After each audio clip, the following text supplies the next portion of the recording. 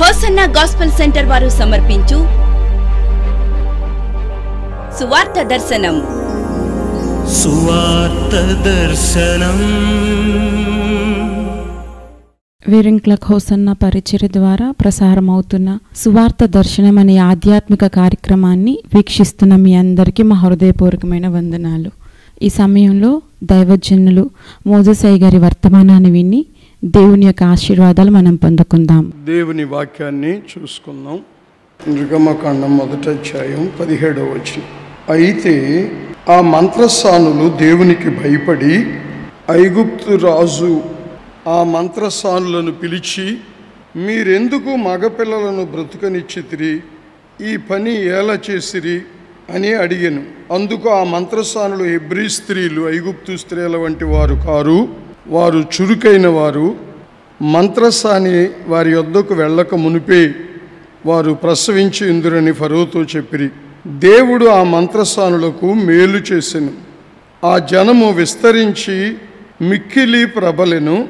ఆ మంత్రసానులు దేవుడికి భయపడినందున ఆయన వారికి వంశాభివృద్ధి కలుగు చేసెను. ఇక్కడ హెబ్రీ స్త్రీలు చాలా చురుకైన వాళ్ళంట. అందువలన ఏం జరిగింది అంటే ఆ జనము విస్తరించి మిక్కిలి ప్రబలారంట. 20వ వచనం. ఆ జనము ఏ జనం? ఏ స్త్రీలైతే చురుకుగా ఉండి కన్నారో బిడ్డలని, దేవుని యొక్క కృపలో చురుకుదనం కలిగి కన్నారో వాళ్ళు అభివృద్ధి చెందారంట. 7వ వచనం చూడండి. ఇశ్రాయేలీలు బహు సంతానము గలవారై అభివృద్ధి పొంది విస్తరించి అత్యధికముగా ప్రబలిరి. హల్లెలూయా. ఈ వాగ్దానం ఏ వాగ్దానం? 7వ వచనంలో ఉన్న వాగ్దానం ఇక్కడ నెరవేరింది. వాళ్ళ సంతానం అభివృద్ధి చెందటానికి, విస్తరించటానికి, ప్రబలమవటానికి కారణం ఏంటంటే ఇశ్రాయేలీలు వాళ్ళ పితరులు, తల్లిదండ్రులు చురుకైన వారు, దేవునిలో తోలుమందంగా ఉండకుండా చేయవలసిన పనుల్లో కొందరు సోమరితనంగా ఉంటారు. భక్తిపరంగా అయినా సోమరిగానే ఉంటారు, కుటుంబ పరంగా అయినా సోమరిగా ఉంటారు. ఉదాహరణకి పొద్దున్నే లెగవగానే ముందు ఇల్లంతా శుభ్రంగా ఆశుడిసి క్లీన్ చేసుకుని, ఆ తర్వాత ఆ అంట్లుంటే శుభ్రంగా కడుక్కుని అప్పుడు వంటలు చేసుకుంటారు. చురుకుగా ఉండేవాడు. ఈ సోమరులు ఏం చేస్తారంటే ఈ పాసి ఓడవరు, అంట్లు కడగరు, ఆ కాఫీ కాసేదో టిఫిన్ చేసుకునేదో 2 మాత్రం శుభ్రం చేసి గబగబా అంతా చేసుకుని మింగి ఆ సోంబేరుగానే ఇక వచ్చే జనం దగ్గర కూర్చుంటారు.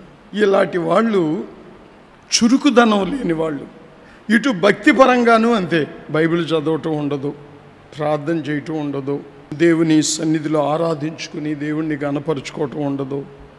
వీళ్ళు అభివృద్ధిని పొందటం కష్టం, కుటుంబ పరంగా అయినా ఆత్మీయంగా అయినా.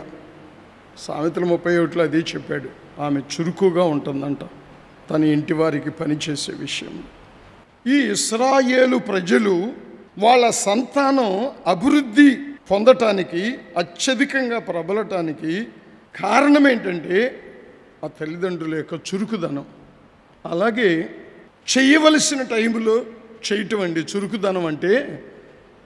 అటు భక్తి అయినా ఇటు పని అయినా కుటుంబంలో చేయవలసిన టైంలో చేయాలి. అది చురుకుదనం అంటే. ఇటు భక్తిపరంగా నువ్వు నమ్ముకోవలసిన సమయంలో నమ్ముకోవాలి ప్రభుని. నేను 50 ఏళ్ళు వచ్చినాక, 60 ఏళ్ళు వచ్చినాక చూద్దాం, 70 ఏళ్ళు వచ్చినాక చూద్దాంలే అంటే వాయిదాలు వేసుకుంటూ ఉంటారు కొంతమంది, నమ్ముకోవటానికి, లేకపోతే బాప్తిస్మం తీసుకోవటానికి, లేకపోతే దేవుని చిత్తాన్ని బట్టి పరిశుద్ధాత్మ పొందటానికి, ప్రభు మార్గంలో నడవటానికి సోమరితనంగా అడుగులు వేస్తారు. వాళ్ళు అభివృద్ధి చెందలేరు. అలాగే సేవకులు కూడా, దైవ సేవకులు కూడా చురుకుగా ఉండుట మహాభాగ్యం అంట. ఆ భాగ్యమే ఈ అభివృద్ధి, విస్తరించటం. ఇశ్రాయేలు ప్రజలకి వారి పితరుల యొక్క చురుకుదనమే వాళ్ళ అభివృద్ధి కారణం. అలాగే ఒక కుటుంబంలో తల్లిదండ్రులు చురుకైన నిర్ణయాలు, దైవ నిర్ణయాలు చేసి వాటిని నెరవేర్చుకోగలిగేవారైతే వాళ్ళ సంతానం అభివృద్ధి చెందుతుంది, వాళ్ళ కుటుంబం అభివృద్ధి చెందుతుంది, అలాగే ఇటు భక్తిపరంగా అయితే సేవ అభివృద్ధి చెందుతుంది. దేవునికి స్తోత్రం కలుగును గాక. అది 7వ వచనంలోని నెరవేరు. బహు సంతానము గలవారై అభివృద్ధి పొందిరి. పరిశుద్ధ ఆత్మ దేవుడు ఈ సహవాసంలో కుటుంబాల పక్షంగాను సేవకుల పక్షంగాను ఈ వాగ్దానం నెరవేర్చునుగాక. ఎందుకని వీళ్ళెంత అభివృద్ధి పొందడానికి కారణము అంటే కొన్ని చోట్ల దేవుడు కూడా దాన్ని కన్ఫర్మ్ చేసుకుంటూ వచ్చాడు. ద్వితీయోపదేశకాండం 14వ అధ్యాయం 2వ వచనం అండి. ఏలయనగా మీ దేవుడైన యెహోవాకు నువ్వు ప్రతిష్ఠిత జనము. దేవుని స్తోత్రం కలుగును గాక. హల్లెలూయా. అందువలన ఏం చేస్తున్నాడు? యెహోవా, మీ దేవుడైన యెహోవా భూమి మీద ఉన్న సమస్త జనములలో విశేషముగా తనకు స్వకీయ జనమగునట్లు నిన్ను ఏర్పరచుకొనెను. ఇక్కడ దేవుడికి ప్రతిష్ఠితమైన ప్రత్యేకించబడిన జనం అంట ఈ ఇశ్రాయేలు జనాంగం. హల్లెలూయా. ఆ చురుకుదనాన్ని బట్టి వాళ్ళు చేయవలసినది, ఇప్పుడు మోషేని సిప్పోరా పెళ్లి చేసుకుంది, వీళ్ళకి బిడ్డ పుట్టాడు. ఇవ్వవలసిన టైంలో తండ్రి సున్నతి చేయలే. అతనికి భయంకరమైన మరణము కీడు కుటుంబం మీదకి వచ్చేసింది. అప్పుడు మోషే భార్య అయిన సిప్పోరా నిమిషాలలో కత్తి తెస్తే లేట్ అవుతుందని రాయి తెచ్చి సున్నతి చేసింది కొడుక్కి. అంత చురుకుగా ఉండబట్టే వాళ్ళంత అభివృద్ధి చెంది విస్తరించారు. నాకు మీరు ప్రతిష్ఠిత జనం గనక భూమి మీద ఉన్న సమస్త జనములలో నువ్వు స్వకీయముగా సమస్త జనముల కంటే నిన్నొక ప్రత్యేకమైన రీతిలో దేవుడు నడిపిస్తాడు. హల్లెలూయా. కొంచెం మనసు పెట్టి వినండి దేవుని వాగ్దానాలు. అక్కడేమన్నాడు? నిర్గమకాండం 1:7లో అభివృద్ధి పొంది వారి సంతానం విస్తరించి ప్రబలమయ్యింది అని. ఆ అభివృద్ధి పొందటంలో దేవుడి యొక్క ప్లాన్ ఏంటి అనేది ఇక్కడ చూస్తే వీళ్ళు ఒక ప్రతిష్ఠించబడిన జనంగా బ్రతుకుతున్నారు దేవుని కొరకు. లోకస్తుల్లాగా కాక, నరకానికి వెళ్ళే ప్రజల్లాగా కాక, ఒక ప్రత్యేకించబడిన వాళ్ళుగా బ్రతుకుతున్నారు.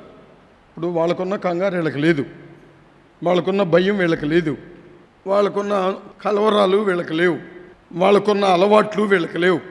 ఒక ప్రత్యేకించబడిన జనంగా బ్రతుకుతున్నారు దేవుని కొరకు. ఆ తల్లి ఆ తండ్రి వీళ్ళని గురించి తీసుకున్న చురుకుదనం, దేవుని కొరకు ప్రతిష్ఠించబడిన అనుభవం వాళ్ళ జీవితంలో దేవుడు చూశాడు పైనుండి. ఆ మార్పు మనలో దేవుడికి కనపడాలి, ప్రజలకు కనపడినా కనపడకపోయినా. వీళ్ళు నా కొరకు ప్రతిష్ఠించుకున్న జనం, ప్రత్యేకించబడిన జనం. వీళ్ళ ఆలోచన విధానం, వీళ్ళ నడవడి వాళ్ళలాగా లేదు, ఒక ప్రత్యేకంగా ఉంది. దేవునికి స్తోత్రం కలుగును కాక. నువ్వు చూసుకో, నీకు జనం చెప్పక్కర్లా.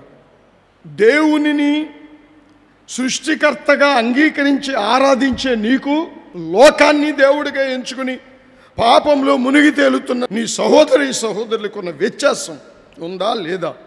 ఆ వ్యత్యాసం ఉంటే నువ్వు దేవునికి ఒక ప్రతిష్ఠితమైన జనం గనక భూమి మీద ఉన్న జనములలో నిన్ను హెచ్చించడం ప్రారంభిస్తాడు దేవుడు, వర్ధల చేయటం ప్రారంభిస్తాడు దేవుడు, అభివృద్ధి పరచడం ప్రారంభిస్తాడు దేవుడు.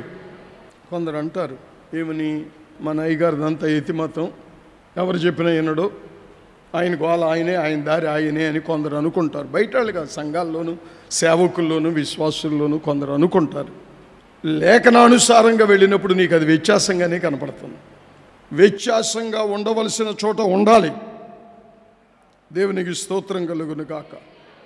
ప్రజలకి హాని కలిగే చోట దానికి తగినట్టుగా ఏది ఏమైనా ప్రజలు అభివృద్ధి చెందాలి, ప్రజలు ఆత్మీయంగా అభివృద్ధి చెందాలి. హల్లెలూయా. నువ్వు ఆళ్ళతోనే నేను కూడా జీవిస్తున్నాను కనుక కలేసుకుని మెలేసుకుని ఆళ్ళలాగానే బ్రతుకుతాను, రేత్రి బొగులు టీవీల దగ్గర సినిమాలు చూస్తూ కూర్చుంటాను అంటే నిన్నెవరో చూడరు, కానీ పైన దేవుడు చూస్తాడు.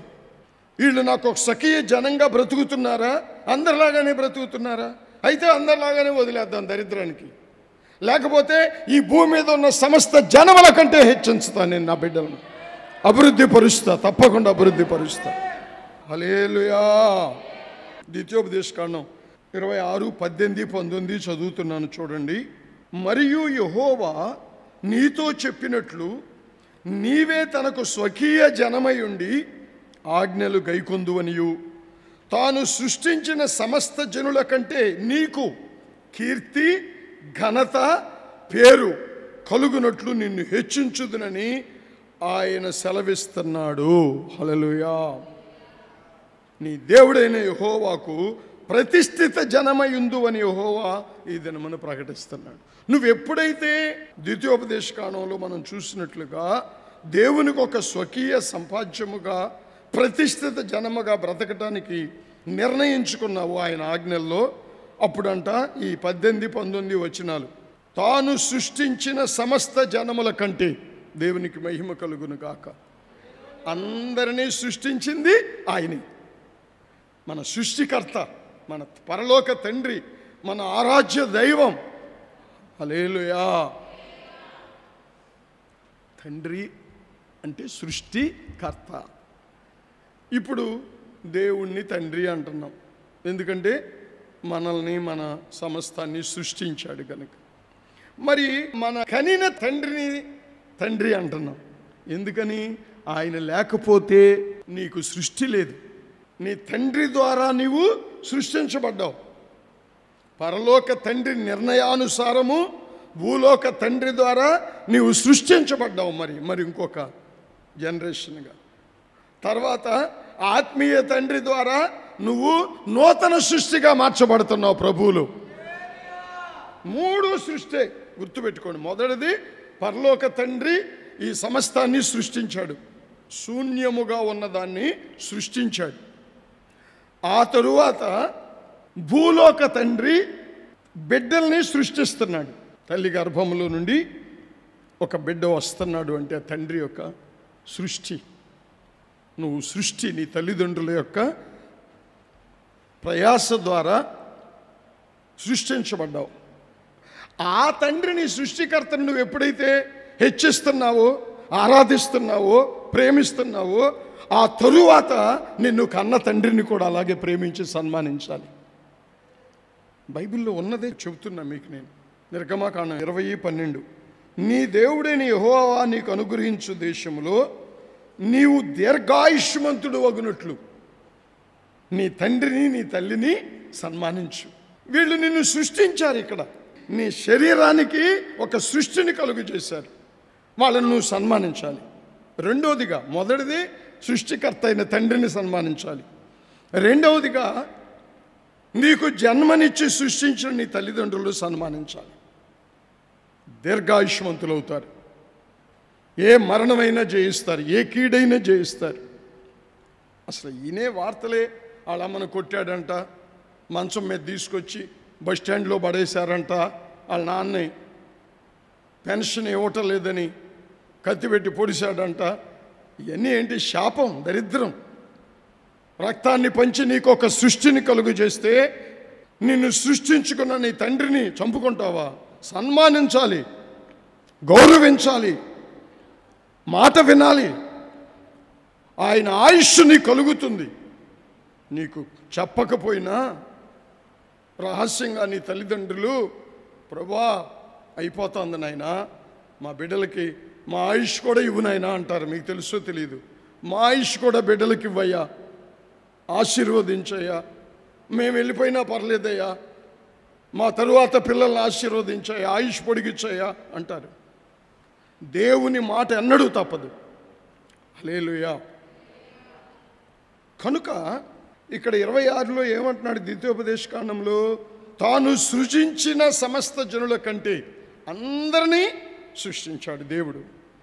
తరువాత తల్లి గర్భములో నుంచి మన తల్లిదండ్రుల ద్వారా సృజించబడి వస్తున్నాం. వచ్చినాక ఒక దైవ సేవకుడు ద్వారా క్రీస్తులో నూతన సృష్టిగా మార్చబడుతున్నావు మళ్ళను. కనుక వీళ్ళని నువ్వు సన్మానించాలి, గౌరవించాలి. ఎప్పుడైతే అలా చేసావో దేవుడు నిన్ను సమస్త జనముల కంటే అలాగున సృష్టికర్తని నీ తండ్రిగా ఎంచి సన్మానించి గణపరిచే నిన్ను సమస్త జనముల కంటే కీర్తి కలిగినట్లు చేస్తాడు. నీ కుటుంబానికి ఘనత వచ్చేటట్టు చేస్తాడు దేవుడు. ఒక పేరు, మంచి పేరు, మంచి ఖ్యాతి, మంచి ఘనత నీ కుటుంబానికి రావాలి. అంతేగాని మన పేరు చెప్పగానే అబ్బో పేనాశాలరా, పైకి భక్తి అంటారు కానీ నటన అంతాను. అసలు దేవుడు తెలియదు వాళ్ళకి, ఊరికే బైబిల్ పట్టుకు తిరుగుతారు. అసలు దేవుడు ఏంటో, ఆయన ప్రేమ ఏంటో, ఆయన త్యాగం ఏంటో, ఆయన సమర్పణ ఏంటో తెలియదు. అవసరాలకు వాడుకుంటారు దేవుడిని, సేవకుల్ని అవసరాలకు వాడుకుంటారు, సంఘాలని అవసరాలకు వాడుకుంటారు. ఆపద వచ్చినప్పుడు మాత్రం ఏముండదు వాళ్ళకి అని ప్రజలు గుర్తుపడతారు. గుర్తుంచుకోండి ఆ సంగతి. దేవుడే కాదు, ప్రజలు కూడా గుర్తుపడతారు. కనుక ఒక మంచి పేరు రావాలి భక్తిపరంగా మనకి. ఎప్పుడు తండ్రిని సన్మానించినప్పుడు దేవుడు మనల్ని అలా చేస్తాడు. మన తండ్రి, పరలోక తండ్రి హల్లెలూయా హెచ్చించును. దేవునికే మహిమ కలుగును గాక. ఒక ప్రత్యేక జనముగా దేవుని కొరకు బ్రతుకుతున్న ప్రతి కుటుంబాన్ని దేవుడు హెచ్చించును గాక, ఘనపరచును గాక, ఆశీర్వదించును గాక, మందలుగా అభివృద్ధి పరచును గాక, సంఘాన్ని, కుటుంబాన్ని అభివృద్ధి పరచును గాక. రాని ఎన్ని ఆటంకాలు, అవమానాలైనా రాని, నువ్వు నీ తండ్రిని సన్మానిస్తున్నావు గనక, నువ్వు నీ తండ్రిని ప్రేమిస్తున్నావు గనక, నువ్వు సృష్టికర్త అయిన నీ తండ్రి మాటని ఏమన్నాడు 18లో, స్వకీయ జనము గనుక తన ఆజ్ఞలు గైకొందురని. సొంత తండ్రి మాట వినవా? నువ్వు సొంత బిడ్డవు కదా, స్వకీయ సంపాద్యం కదా. అప్పుడు సృష్టించిన సమస్త జనముల కంటే నిన్ను, నీ కుటుంబాన్ని, నిన్ను, నీ సంఘాన్ని, నిన్ను, నీ సేవకుల్ని, నిన్ను, నీ పిల్లల్ని మందలుగా అభివృద్ధి చేసి ఇచ్చించును గాక. హల్లెలూయా. 78వ కీర్తన చూడండి, 52. అయితే గొర్రెల వలె ఆయన తన ప్రజలను తోడుకొని పోయెను, ఒకడు మందను నడిపించినట్లు అరణ్యములో ఆయన వారిని నడిపించెను. ఎలా? వారు భయపడకుండా. ఆమేన్ చెప్పండి. ఎలా నడిపించాడు? వారు భయపడకుండా ఆయన వారిని సురక్షితముగా నడిపించాడు. దేవుని గట్టిగా స్తోత్రం చెప్పండి. గొర్రెల వలె కాపరి గొర్రెను ఎలాగైతే చక్కగా వాటి పరిస్థితిని బట్టి నడిపిస్తాడో, తన ప్రజలను, తన సంపాద్యాన్ని, తన బిడ్డలను ఆయన అలా తోడుకొని వెళతాడు. దేవునికి స్తోత్రం కలుగును గాక. ఇశ్రాయేలు ప్రజలు ఒక్కళ్ళనైతే ఈజీ, అన్నం పెడతాం తేలికే, బట్టలు ఇవ్వటం తేలికే. లేకపోతే 2-3 పిల్లల వరకు అయితే బట్టలు పెట్టుకున్నా, అన్నం పెట్టినా, ఇల్లు ఇచ్చినా, చదివిచ్చినా తేలికే. కానీ మందలు, ఆమేన్, ఒకడు మందను నడిపించినట్లుగా ఆ అరణ్యంలో నుంచి ఈ ఇశ్రాయేలు ప్రజలు ఆయన సంపాద్యము కనుక, ఆయన సొత్తు కనుక, ఆయన కాపాడుకోవాలి కనుక ఆయన నడిపించుకుంటా వస్తున్నాడు తోడయుండి. ఈ 3 నెలలు మన హోసన్నా గాస్పెల్ సెంటర్ ప్రజలని, రాయలసీమలో ఉన్న ప్రజలైనా, కృష్ణా, గుంటూరు, ప్రకాశం జిల్లాల్లో ఉన్న ప్రజలైనా, ఆంధ్రప్రదేశ్, తెలంగాణలో ఉన్న ప్రజలైనా, చెన్నైలో ఉన్న ప్రజలైనా, లేకపోతే Singapore, Dubai, Australia, Germany, America, London, ఎక్కడ ఉన్న ప్రజలనైనా, ఒక్క చిన్న బిడ్డ నుంచి మరణాన్ని సమీపించే వృద్ధుడి వరకు ఎవ్వరికీ కరోనా అంటలేదంటే అది దేవుడు నడిపిస్తున్న అద్భుతమైన మార్గం. ఒక్కరు కూడా ఆ ప్రజల మధ్యలోనే ఉన్నారు. కానీ ఆ ప్రజలలో లేనిది ప్రజలకు ఉంది. ఏంటంటే నువ్వు ఆయన స్వాస్థ్యం, ఆయన నీ తండ్రి. ఆ తండ్రి తన బిడ్డను గురించి ఎట్లా అల్లాడిపోతాడు? 3 నెలలలో ఇంతవరకు దేవుడు కను పాపను కాపాడినట్టు కాపాడాడు. ప్రార్థనలు ఆలకించి ఆయన మంద, మనం భయపడబోకు, దేవుడు తప్పక కంచె వేసి ఉన్నాడు, దేవుడు కాపాడుతాడు, భయపడబోకు. దేవుని భయం నీలో ఉన్నంత వరకు లోకానికి భయపడవలసిన అవసరం లేదు. ప్రతి దాని నుండి నిన్ను మందను నడిపించినట్టు నడిపిస్తాడు. గొర్రె వలె ఆయన తన ప్రజలను తోడుకొని వస్తున్నాడు. ఒకడు మందను నడిపించినట్లుగా అరణ్యములో, మనం ఊళ్ళల్లో ఉన్నామండి, అరణ్యంలో ఏమున్నాయి? పావులు ఉన్నాయి. అరణ్యంలో ఏమున్నాయి? క్రూర మృగాలు ఉన్నాయి. అరణ్యంలో ఏముంది? బడ్డీ కొట్లు ఉన్నాయా? లేకపోతే మెడికల్ షాప్ ఉందా? పరిగెత్తుకెళ్ళి తలకాయ బిళ్ళ తెచ్చుకోవడానికి ఆలోచించండి. 40 ఏళ్ళు అరణ్య యాత్ర నడిపిస్తున్నాడు. ఎవ్వరూ లేవు, ఏమీ లేవు, అప్పు తెచ్చుకోవటానికి ఫైనాన్స్ కంపెనీలు లేవు, ఏదీ లేదు. కానీ తండ్రి ఉన్నాడు. అదొక్కటే. ఆయన తన ప్రజలను పగలు మేఘమై రాత్రి అగ్ని తోడుకొని వెళుతున్నాడు, గుంపులు గుంపులుగా. కారణం, నేను నిన్ను అభివృద్ధి చేస్తానన్న మాట అప్పటికే నెరవేరింది. లక్షల మందిగా వెళుతున్నారు, లక్షల మందిగా. ఒక్కళ్ళని కాపాడే దేవుడే లక్షల మందిని కాపాడుతాడు. ఒక గొర్రెని మేపుతున్నాడు కాపరి, 100 గొర్రెల్ని తోలికెళ్తున్నాడు రోడ్డు మీద. మరి ఆ కాపరి, ఆ పరలోక తండ్రి ఒకడు మందను నడిపించినట్లుగా అరణ్యములో మెల్లగా నడిపించుకుంటా, పోషించుకుంటా. ఇంకోటి ఏమన్నాడు? 53 అంత ఆదరణ కలుగుతుంది. ఎన్ని బైబిల్లో చదివి చెప్పడానికి కాదు, మన యందు నెరవేరబోతున్నాయి. మన తండ్రి ఇశ్రాయేలీలకు తండ్రి, మనకు తండ్రి. ఆత్మీయ ఇశ్రాయేలీలుగా ఆ గొర్రెపిల్ల రక్తంలో ఆయన్ని కాపరిగా కలిగి వెళుతున్న మనల్ని మందని నడిపించినట్లుగా, అరణ్యములో ఆ సంపాద్యమైన మందని నడిపించినట్లుగా ఈ ప్రజలను, ఈ సంఘాలను నడిపించును కాక. వారు భయపడకుండా. ఎలా నడిపించేది? నీడను చూసి భయపడుతున్నారు కొంతమంది. ఆయన రమ్మన్నప్పుడు ఈ సృష్టిలో ఎవడూ కాపాడలేడు ఒక వ్యక్తి ప్రాణాన్ని.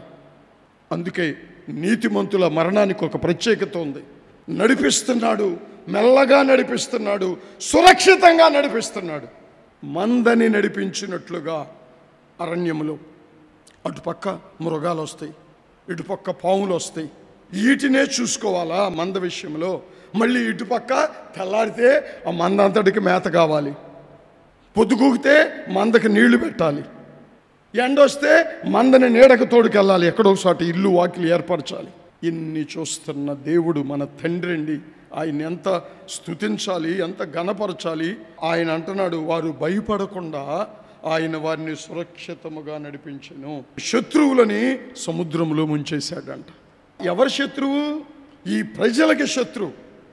ఈ ఇశ్రాయేలు ప్రజలని పాడు చేయాలని, నాశనం చేయాలని, చంపేయాలని, అభివృద్ధి జరగకుండా చూడాలని, దేవునికి అవమానం, తండ్రికి అవమానం తేవాలని ప్రయత్నిస్తున్న శత్రువుని ఎర్ర సముద్రంలో ముంచేశాడు.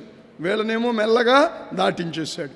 కనుక నీకు, నీ బిడ్డలకి, దేవునికి స్వకీయ సంపాద్యముగా బ్రతుకుతున్న ప్రజలారా, మీకు, మీ కుటుంబానికి కీడు చేయ చూసే వ్యాధైనా, మరణమైనా, చీకటైనా దేవుడు ముంచివేయును గాక, దేవుడు తొలగించును గాక, దేవుడు తప్పించును గాక, మిమ్మల్ని ఆశీర్వదించును గాక, మీకు తోడయుండును గాక, మిమ్మల్ని సురక్షితముగా కాపాడును గాక.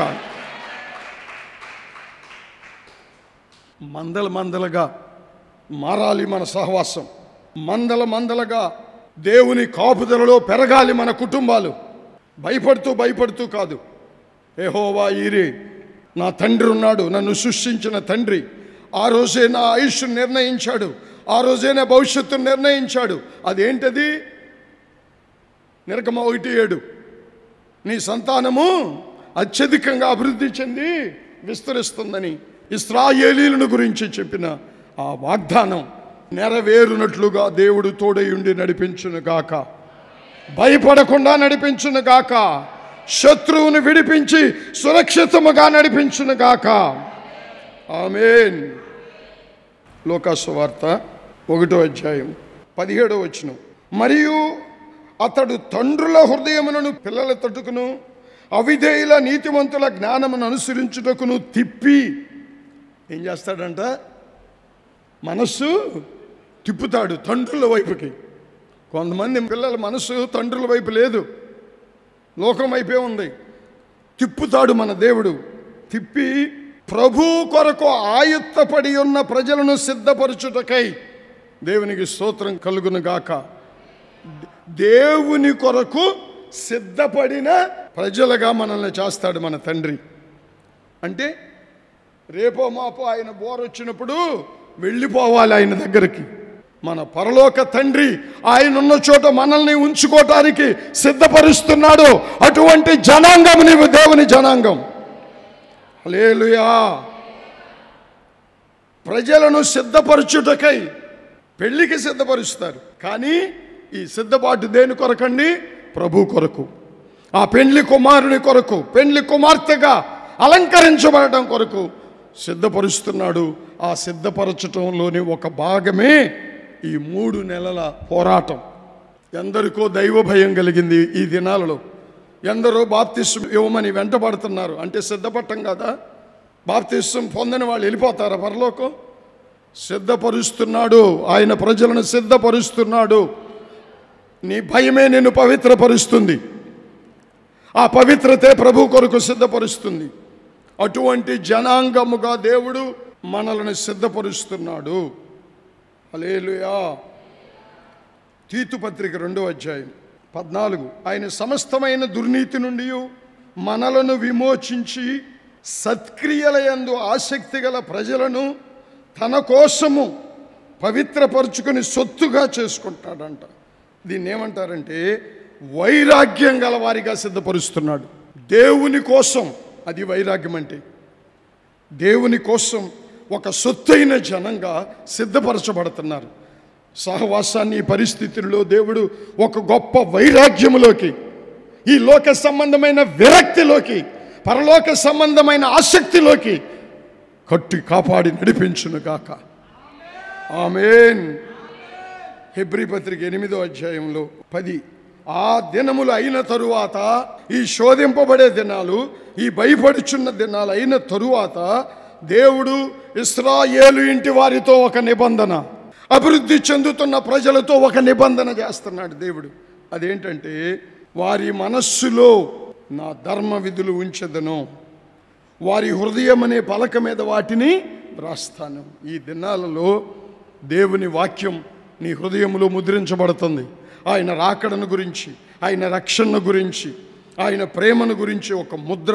నేను వారికి దేవుడనై యుందును, వారు నాకు ప్రజలై యుందురు. దేవునికి మహిమ కలుగును గాక. అటువంటి హెచ్చింపబడే జనముగా, అభివృద్ధి పొందే జనముగా, ఒక మందవలే దేవుని చేత సురక్షితముగా నడిపించబడే మందగా దేవుడు ముందున్న కాలములో మిమ్ములని, మీ పిల్లలని, మీ కుటుంబాలని, సంఘాలని నడిపించి దీవించును గాక.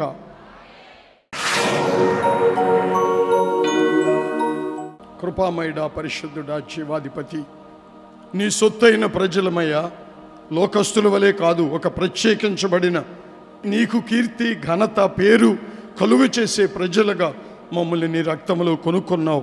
ఈ మాటలు వింటున్న వారందరూ అటువంటి జీవితం చేసి అరణ్యంలో మందవలే నడిపించబడిన ఇశ్రాయేలుని ఎలా పోషించావో, ఎలా కాపాడావో, ఎలా సురక్షితంగా భయం లేకుండా ఉంచావో, ఈ దినాలలో భయాలు తొలగించండి, కీడులు తొలగించండి, వ్యాధులు తొలగించండి. కొన్ని పరిస్థితులను బట్టి ఎందరో బిడ్డలు ఇంటి దగ్గర ఉన్నారు ప్రభువా. నువ్వు తండ్రిగా ఆదరించి, ప్రేమించి, బలపరిచి, ఆశీర్వదించు తండ్రి. వారి చుట్టూ అగ్ని కాపుదలగా ఉందనే ధైర్యాన్ని కలుగు చేయండి నాయన.